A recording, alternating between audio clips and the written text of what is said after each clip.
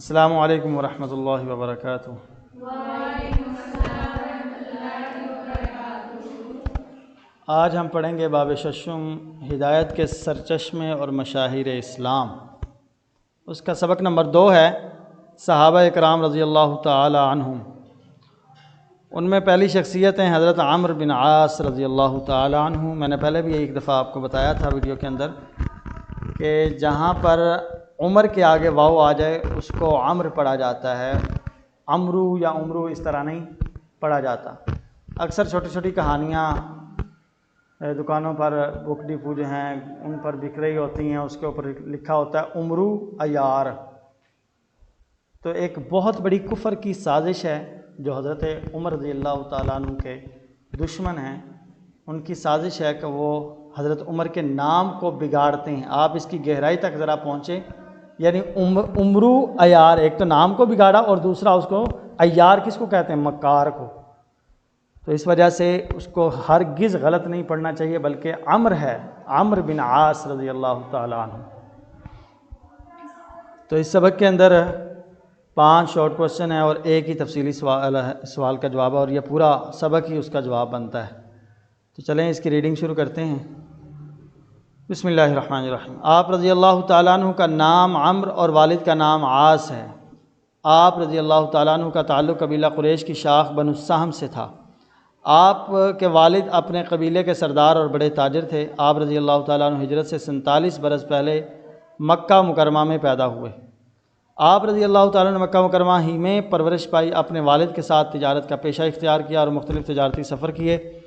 اسی دوران مختلف ملکوں کے لوگوں سے ملتے جلتے رہے، جس کی وجہ سے آپ کے تجربے اور عقل و دانش میں بہت اضافہ ہوا۔ اور یہ ایک حقیقت ہے کہ جب انسان مختلف لوگوں سے ملتا ہے تو انسان کا تجربہ بڑھ جاتا ہے، کانفیڈنس بڑھتا ہے۔ بچپن ہی سے جو بندہ بازاروں کے اندر جاتا ہے اور لوگوں سے ملتا جلتا ہے تو اس کے کانفیڈنس میں، اور ایک وہ شخص ہے جو اپنی 4 دیواری کے اندر بس قید رہتا ہے اور باہر کسی سے ملتا جلتا نہیں، اس کے کانفیڈنس میں اور جو لوگوں سے ملتا ہے اس کے کانفیڈنس میں زمین و آسمان کا فرق ہوتا ہے۔ یہ باہر عمومی طور پر جو لوگ بسوں کے اڈوں پر ہوتے ہیں یا بچے جو نانٹکی کیوں نہیں بسوں کے اندر سیل کرتے، ان کا کانفیڈنس، اور ایک وہ بچہ جو اسکول کے اندر پڑھتا ہے لیکن وہ سٹیج پر کبھی نہیں گیا، اس کے کانفیڈنس میں زمین آسمان کا فرق ہوگا۔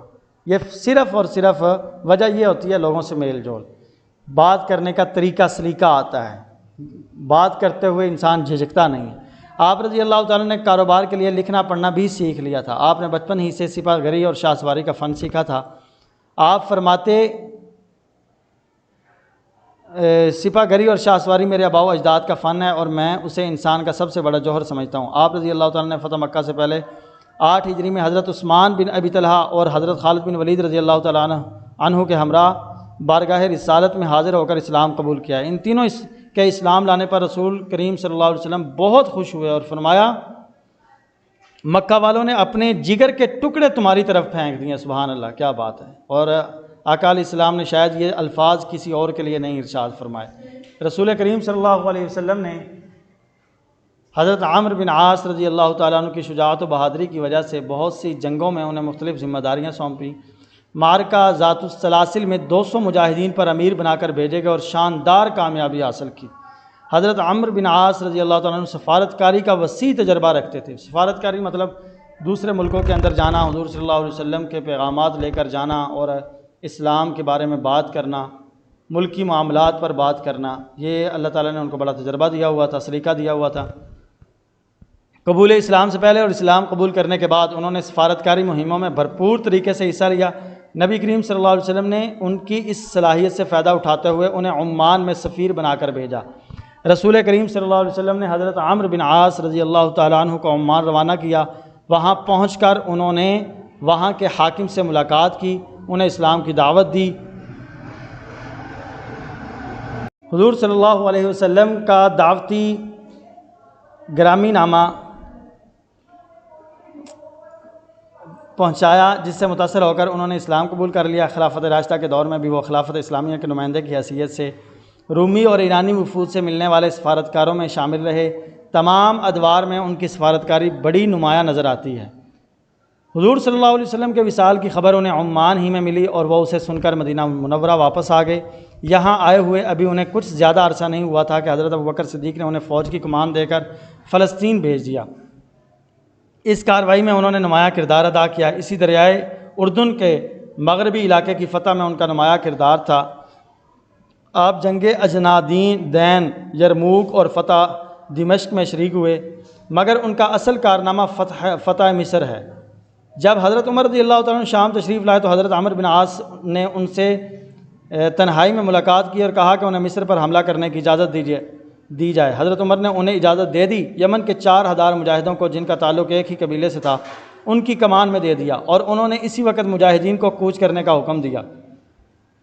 انہوں نے مصر کی سرحد میں داخل ہو کر سب سے پہلے عریش اور اس کے بعد فرسا اور بلبس وغیرہ کے شہر فتح کیے۔ پھر مصر کے رومی سپہ سالار تھیوڈور سے سخت مقابلہ ہوا، جس میں بہت سے رومی مارے گئے اور مسلمانوں کو فتح ہوئی۔ 20 ہجری میں بابل شہر فتح کیا اور 21 ہجری میں خون ریز جنگ کے بعد اسکندریہ ان کے زیر اقتدار آ گیا۔ دیکھیے سبحان اللہ کہ ایک بندہ اتنا بہادر ہے کہ اللہ تعالیٰ نے ان کے ہاتھ پر کتنے علاقے فتح کروائے۔ حضرت عمرو بن عاص رضی اللہ تعالیٰ نے عدل و انصاف کا محکمہ قائم کیا، ٹیکس کے قواعد و ضوابط مقرر کیا اور فسطاط شہر کی بنیاد رکھی، جس کا نام 4 صدی ہجری میں قاہرہ پڑ گیا۔ بڑا مشہور شہر تھا، علم کا شہر بہت مشہور ہے۔ حضرت عمرو بن عاص رضی اللہ تعالیٰ نے 2 سال کے مختصر عرصے میں مصر جیسا بڑا ملک فتح کر کے اپنی شجاعت و دلیری اور جنگی قیادت کا لوہا منوایا۔ حضرت عمرو بن عاص رضی اللہ تعالیٰ عنہ کے حسن سلوک سے متاثر ہو کر مصریوں کی بڑی تعداد نے اسلام قبول کیا۔ حضرت عمرو بن عاص رضی اللہ تعالیٰ عنہ اعلیٰ درجے کے منتظم تھے۔ آپ بڑے متقی اور پرہیزگار انسان تھے۔ آپ رضی اللہ تعالیٰ عنہ خوش گفتار، قادر الکلام، خطیب، سیاستدان اور سپہ سالار تھے۔ ادب اور شاعری سے آپ کو خاص رغبت تھی۔ آپ کے مشہور اقوال میں سے ایک قول ہے کہ 1000 لائق آدمیوں کی موت سے اتنا نقصان نہیں پہنچتا جتنا ایک نالائق آدمی کے صاحب اختیار ہو جانے سے پہنچ جاتا ہے۔ کیا بات ہے! یقین جانیے کہ آج ہمارا معاشرہ اسی وجہ سے برباد ہوا ہے۔ یہ جملے پر ذرا اس کی گہرائی میں جائیں کہ کس قدر قیمتی بات کہی ہے کہ 1000 لائق آدمیوں کی موت سے اتنا نقصان نہیں پہنچتا جتنا ایک نالائق آدمی کے صاحب اختیار ہو جانے سے پہنچ جاتا ہے۔ جیسا کہ آج کل ہمارے لیڈر ہیں، نالائق ہیں، جس کی وجہ سے کتنا نقصان ہو رہا ہے۔ رسول اللہ صلی اللہ علیہ وسلم عسکری مہمات میں حضرت عمرو بن عاص رضی اللہ تعالیٰ عنہ پر اعتماد فرماتے، ان کی قدر کیا کرتے اور ان کے حق میں اللہ تعالیٰ سے رحم و کرم کی دعا کیا کرتے۔ نبی کریم صلی اللہ علیہ وسلم نے حضرت عمرو بن عاص کے متعلق ارشاد فرمایا، عمرو بن عاص قریش کے نیک لوگوں میں سے ہیں۔ حضرت عمرو بن عاص سے 39 احادیث مروی ہیں۔ حضرت عمرو بن عاص نے 43 ہجری میں مصر میں وفات پائی۔ اب آتے ہیں اس کے درست جواب کی طرف کہ حضرت ایک بات میں بتا دوں کہ وہ جو بڑا واقعہ مشہور ہے حضرت عمر رضی اللہ تعالیٰ عنہ کا کہ دریائے نیل میں ایک خط بھیجا تھا انہوں نے، اس کے بعد کبھی اس کا پانی نہیں اترا۔ وہ حضرت عمرو بن عاص ہی کا اس وقت دور تھا کہ وہی گورنر تھے وہاں کے۔ تو درست جواب کا انتخاب کرتے ہیں۔ حضرت عمرو بن عاص کے قبیلے کا نام تھا بنو السہم۔ جی یہ اس کا درست جواب ہے۔ حضرت عمرو بن عاص رضی اللہ تعالیٰ نے کن کے ہمراہ اسلام قبول کیا؟ حضرت خالد بن ولید رضی اللہ تعالیٰ عنہ۔ اور حضرت عمرو بن عاص کا خاصہ کون سا تھا؟ سفارت کاری تھا۔ چوتھا سوال ہے، حضرت عمرو بن عاص نے بنیاد رکھی ہے کس شہر کی؟ فسطاط کی۔ فسطاط کی انہوں نے بنیاد رکھی، یعنی نیا شہر آباد کیا تھا جس کو آج کل قاہرہ کہا جاتا ہے۔ حضرت عمرو بن عاص سے مروی احادیث کی تعداد ہے 39۔ اب آتے ہیں مختصر جوابات کی طرف۔ حضرت عمرو بن عاص نے کب اسلام قبول کیا؟ تو اس کا آنسر پہلے صفحے پر ہے، یہ دیکھیے ذرا میں نشان لگا دیتا ہوں۔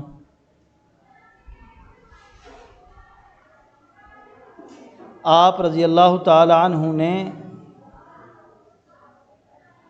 فتح مکہ سے، یہاں سے شروع ہو رہا ہے اس جگہ سے، فتح مکہ سے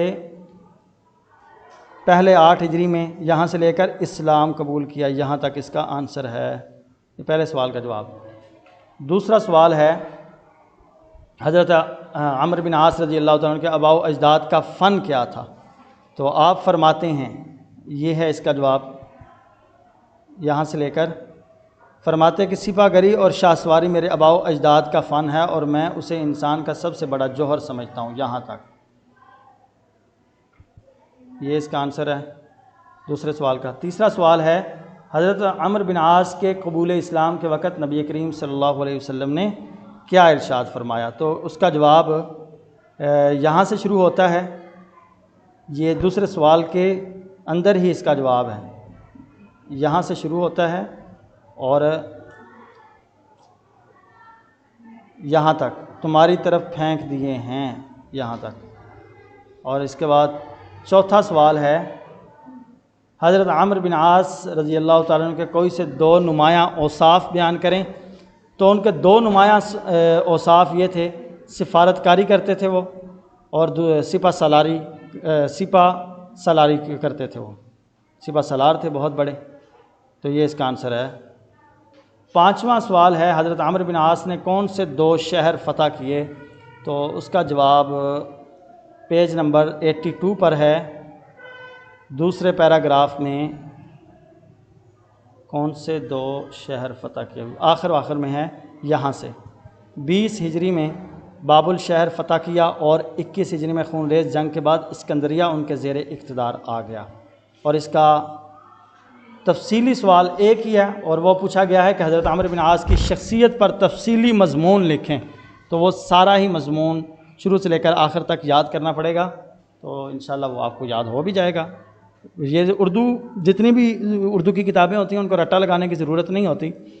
مطالعہ پاکستان میں صرف یہ ہوتا ہے کہ اس کے تاریخوں کو یاد رکھنا پڑتا ہے یا چیزوں کو یاد رکھنا پڑتا ہے، ورنہ یہ حضرت عمرو بن عاص کی سیرت کے بارے میں آپ نے پڑھا ہے تو ان کا خلاصہ آپ کے ذہن میں ہونا چاہیے کہ ان کے اندر کون کون سی چیزیں تھیں اور کون کون کس سی صلاحیتیں اور اوصاف پائے جاتے تھے، اور کس کس شہر کے اندر وہ گورنر بنا کر بھیجے گئے ہیں، اور کون کون سے شہر انہوں نے فتح کیے۔ یہ باتیں اگر ذہن کے اندر ہوں تو لکھنا بہت آسان ہو جاتا ہے۔